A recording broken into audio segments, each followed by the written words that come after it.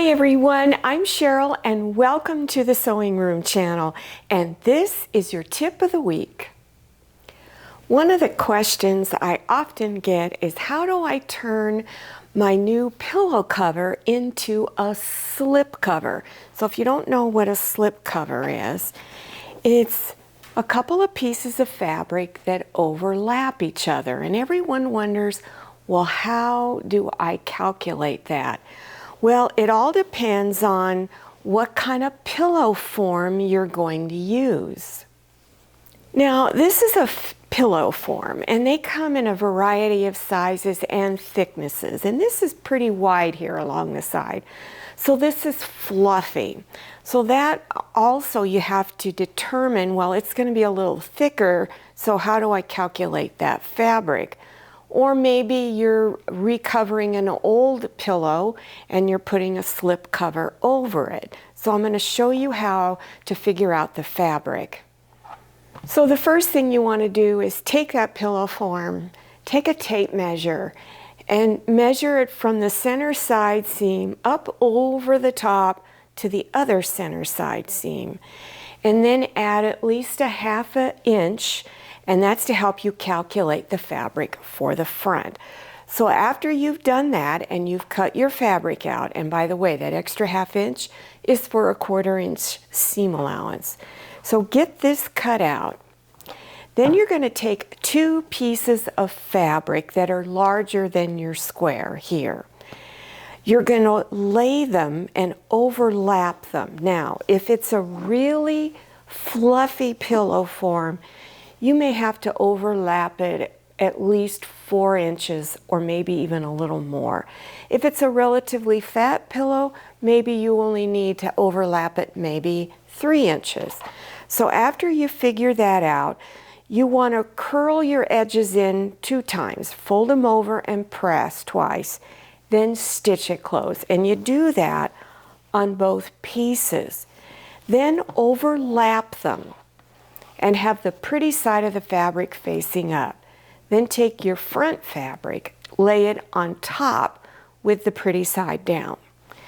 Then cut around your top piece of fabric. Then pin it together and stitch it all up. And that's how you make a slip cover. This is a foam insert for making seat cushions, and this is 1 inch wide. You can also get the foam that's even thicker. Now, I bought mine at my Walmart, but not all Walmarts are going to carry it. And it usually comes in a package of 4 per package. So if you need to make more seat cushions, of course, you'd have to buy another package. So if you don't have them at your Walmart, check some of your sewing and craft stores that may be in your area, like Hobby Lobby. You can always go on Amazon.com to look for those seat cushions. This is a slip cover that would go over the seat cushion. And again, to cut your front piece, you measure from the side up over the top to the middle of the other side. And then add a ½ inch to that. And again, that would be for a ¼ inch seam allowance.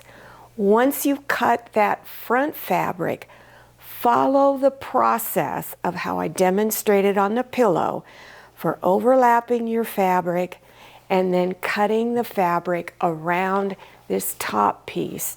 Stitch it together like normal.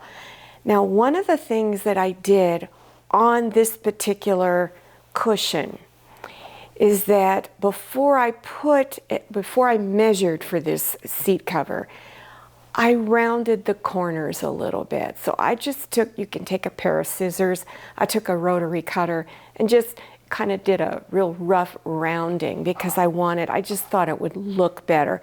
You don't have to do that, but I decided to do that.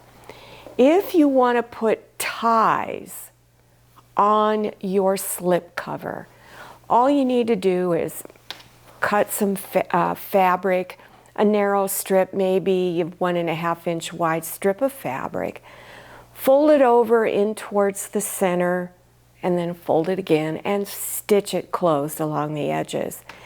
Then fold it in half and place the folded section into the seam.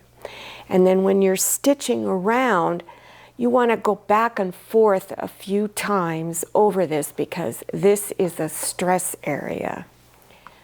This is another seat cushion, but this one I put piping on it.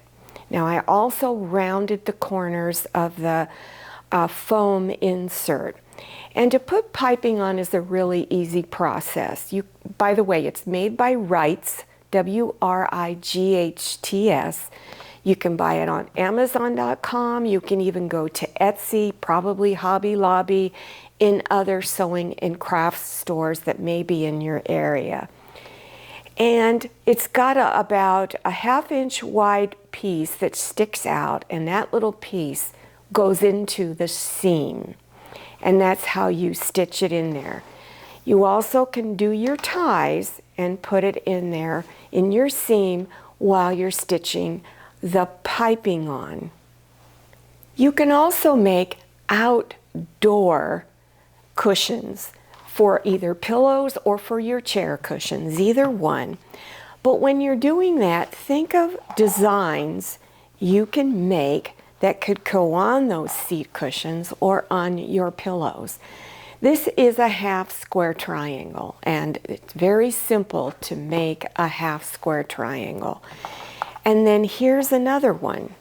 It's several 1/2 square triangles put together into this type.